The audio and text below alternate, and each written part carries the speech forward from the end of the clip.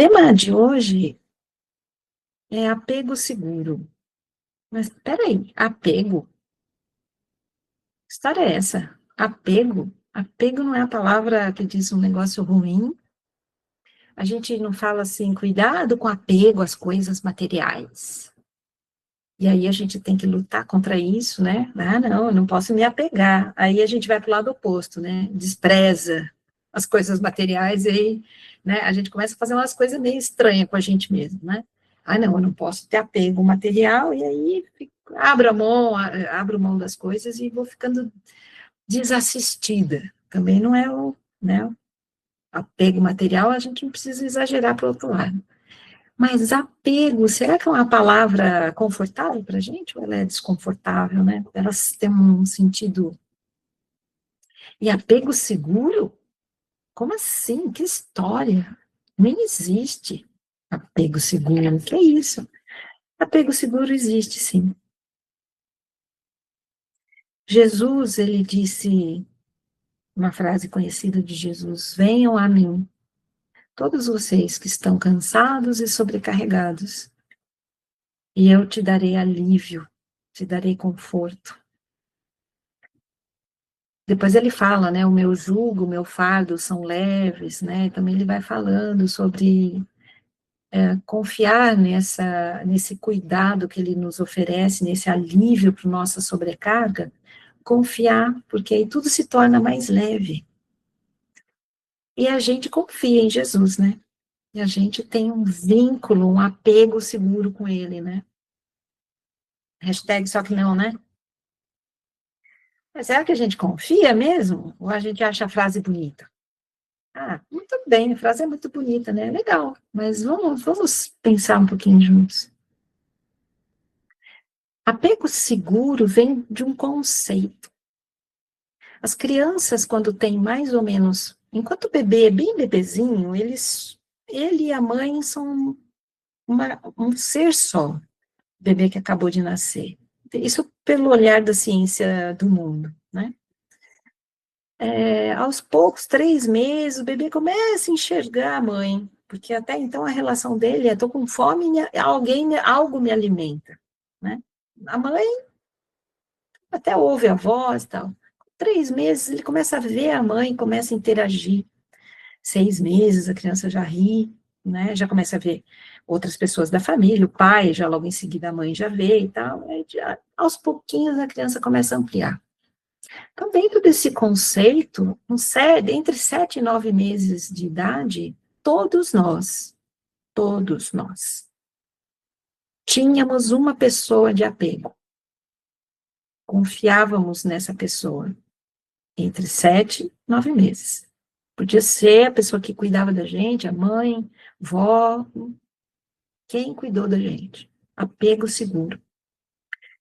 Mais ou menos os teóricos, as pessoas dessa área, falam que com em torno de 10 meses, a gente começa a criar vínculos afetivos e apego a ou mais pessoas, não é só uma, mais.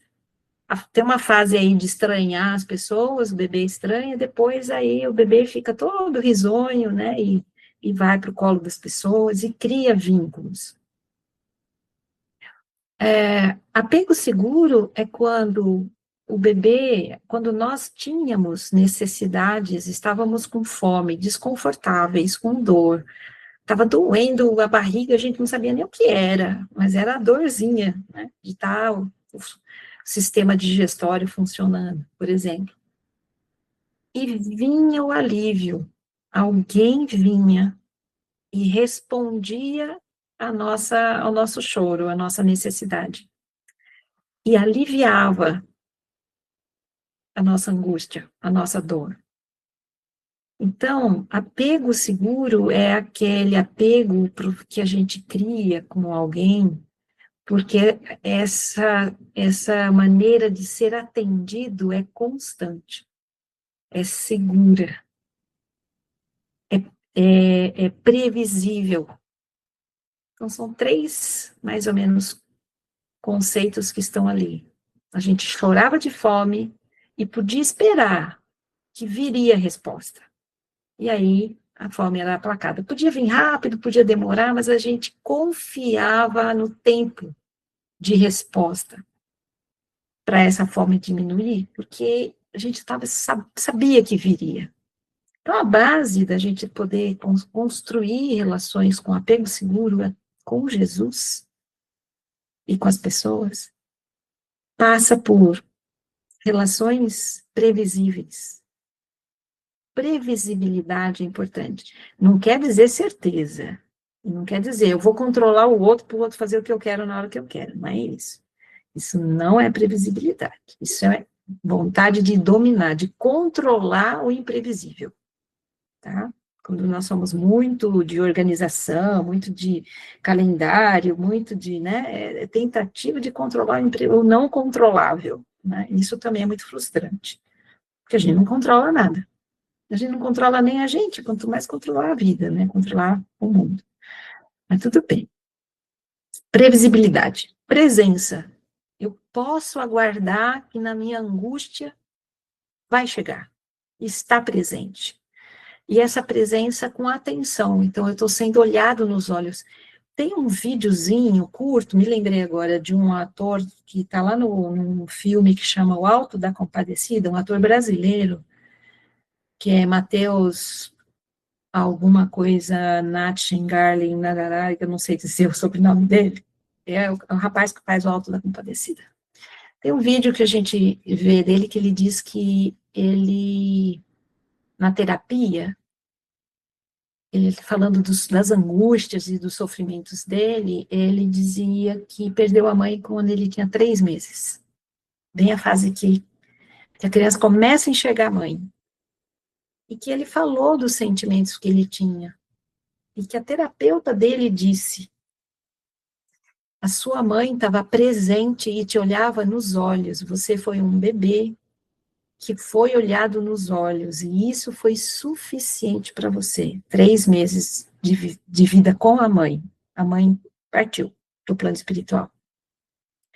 E que por mais que ele lidasse na vida dele com as angústias de ter necessidade, estar carente de algo, ele tinha dentro dele esse apego seguro por uma presença de alguém que olhou para ele, que deu atenção para ele. Então, me lembrei agora desse vídeo. Será que Jesus nos dá essa atenção? Jesus olha para você nos teus olhos e fala, como eu estou olhando para a câmera, eu sei que está doendo, confia em mim, confia na lição que está sendo dada para você. O amparo está aqui, a presença, eu estou presente. Vem até mim e todo, você que está sobrecarregada, que eu alivio o teu fardo. Será que a gente confia nesse olhar de Jesus, nessa presença? Será que o nosso apego com Jesus é seguro? Ou com as pessoas, que eu também vou trazer isso para a vida, para os amigos também, né? Então, é uma construção sólida de confiança e de conexão. Ah, Elaine, sinto muito, você está falando de um negócio impossível. Alguém pode pensar, isso não existe. Outra pessoa pode dizer, eu nunca encontrei na minha vida, só encontrei situações em que eu não tive as minhas necessidades atendidas, eu tive que me virar sozinho. Então, rapidamente, existem alguns tipos de apego. Será que a gente se identifica com algum deles? O apego é evitante, aquele que a gente evita. Eu gosto da pessoa, mas eu evito, eu fico longe dela, porque eu tenho medo do apego. E aí, sofro por causa disso. Porque eu quero estar com a pessoa, gosto da pessoa, mas e se ela não gostar de mim? E se ela me criticar? E se? E não sei o quê. E a gente começa com um monte de problemas, colocar um monte de pensamentos aí. Esse apego evitante, ele vem porque, de alguma forma, fomos negligenciados. Nós precisávamos ter sido protegidos, amparados, e a proteção não veio. Então, na hora que a gente encontra alguém que pode ser um bom amparo para a gente evita, porque eu não quero ficar apegado. Tem outro tipo que é o ambivalente. Eu quero e não quero. Eu quero, preciso tanto. Às vezes é com a gente, às vezes é com alguém da família. Eu quero tanto, eu me sinto tão carente, tão. Eu vou falar já já de carência. Eu me sinto tão carente, mas eu tenho raiva de me sentir carente, porque os outros vão me abandonar. Os outros vão me esquecer, ou vão me criticar, vão me chamar de carentona.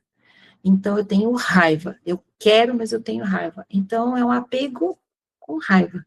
É um apego fruto do medo de ser abandonado, de criar uma relação de dependência com a outra pessoa e outra pessoa não cuidar de mim. Esse é o ambivalente. A gente vai se identificando com esses apegos. E o apego desorganizado. Eu quero e não quero. Eu resisto, ora eu aceito, ora eu evito. Então, não está claro. Porque em algum momento na vida da pessoa, os cuidados foram inconstantes. Tinha e não tinha, tinha e não tinha. Então, pode ser que eu vou receber, mas não, eu não estou recebendo, então eu me afasto, né? Esses três apegos são os nossos conhecidos. Talvez a gente não tenha muita habilidade com apego seguro. Então, como é quando você sente que você precisa de colo? Não, eu não vou chamar minha amiga para conversar. Ah, ela tá com tanto problema, ela acabou de ter bebê, não, ela tá com a mãe internada no hospital, eu preciso tanto da minha amiga. Será que é assim que a gente cuida da nossa necessidade de colo? E não confia na amizade e no vínculo que a gente tem com aquela amiga que a gente gostaria de conversar e a gente se afasta? É, eu queria alguém para estar comigo porque eu estou me sentindo sozinha. Vão me chamar de carente, vão me chamar, ai, sua boba. Vai lá, resolve você. Então a gente fica com medo da crítica, do que os outros vão dizer.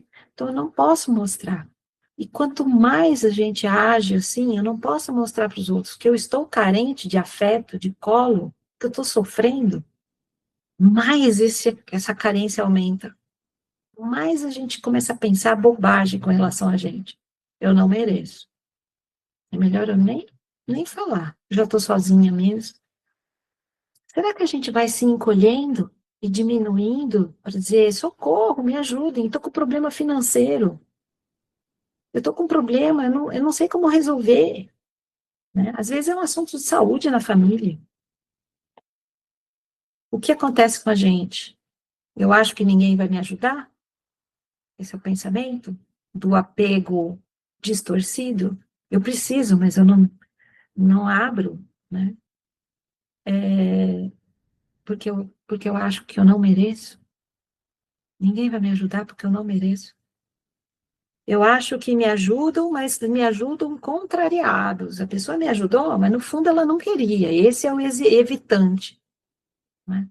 No fundo, ela não queria me ajudar, mas ela fez porque ela estava com dó de mim. Percebem que sentimentos estão aí nessa fala? Eu estou com raiva. Eu queria muito ajuda, mas estou com raiva porque eu já começo a imaginar que a outra pessoa fez contra a vontade dela. Olha só onde a gente vai, né? No fundo, a gente se sente humilhado nessa hora. Na realidade, é a dificuldade em criar um vínculo de apego seguro com a pessoa em questão que está se dispondo a ajudar. Ficamos desconfiados, defendidos, criticando, não posso pedir ajuda, onde já se viu, eu tenho que resolver. Eu tenho que resolver sozinha. É isso que a gente acaba falando para Jesus? Eu não vou pedir para Jesus, não. Jesus não vai olhar para mim. Ele tá atendendo tantas pessoas. Será que a gente pensa isso? Será que as nossas preces são sempre para os outros, pedindo para a família inteira, mas a gente não pede para a gente? Então, Pedro foi discípulo de Jesus. Pedro Foi avisado no momento de extrema angústia, que era Jesus ser preso, acusado, uma pessoa pura, uma pessoa correta. Será que Pedro foi avisado que ele iria fraquejar ali? E ele fraquejou, disse que não conhecia Jesus. Será que Pedro revisitou os seus sentimentos e falou assim, mas o que eu recebi de Jesus foi presença, foi olhar nos olhos, ele olhou nos meus olhos. Jesus respondeu às minhas necessidades. E Jesus me perdoou antes de eu negá-lo. Jesus sabia que eu ia fazer isso. E ele continuou olhando para mim e me ajudando e esperando. Presença, previsibilidade, é uma forma de responder às necessidades dos outros na hora em que elas acontecem. Então, como é que é criar confiança? Confiar. E mais que isso, autoconfiança. Abaixar as nossas defesas. Poder olhar para aquela amiga que a gente considera amiga mesmo e dizer, amiga, você tem um tempo para falar comigo? Não tô legal, tô me sentindo sozinha. E se a amiga falar, ai, amiga, desculpa, mas eu também tô atarefada, pode ser amanhã? A gente poder entender que é um movimento de sim, bem-vindo, só tem uma limitação neste momento, não dá para ser agora à noite. Mas amanhã a gente pode, vamos tomar café amanhã? E a gente poder construir esse apego seguro. A amiga não está presente agora, mas ela está dizendo que amanhã ela pode. Como o bebê. A mãe não me deu leite agora, mas eu espero, porque o leite vai vir. A minha fome vai ser aplacada. Então a gente pode aguentar, suportar um pouco o desconforto e a aflição, porque o amanhã vai chegar e a amiga vai poder tomar café com a gente. Estou dando um exemplo trivial, mas e com Jesus? Pedro disse na carta que ele escreveu, a primeira carta que ele escreveu, capítulo 5, versículo 7. Lancem sobre ele todas as suas ansiedades, porque ele cuida de vocês. Vou repetir. Pedro dizendo para a gente: lancem sobre Jesus todas as suas ansiedades, porque ele cuida de vocês. Ele é previsível. Jesus é constante. Jesus olha você nos olhos, ele sabe a sua necessidade. Jesus responde.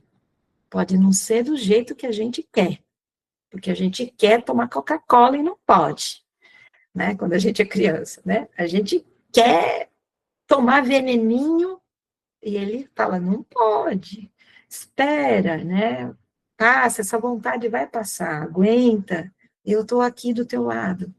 E a gente poder estar aberto nesse relacionamento, um apego saudável, de confiança. A amiga vai tomar café com a gente amanhã. O amigo vai poder conversar com a gente logo mais. Agora não está podendo.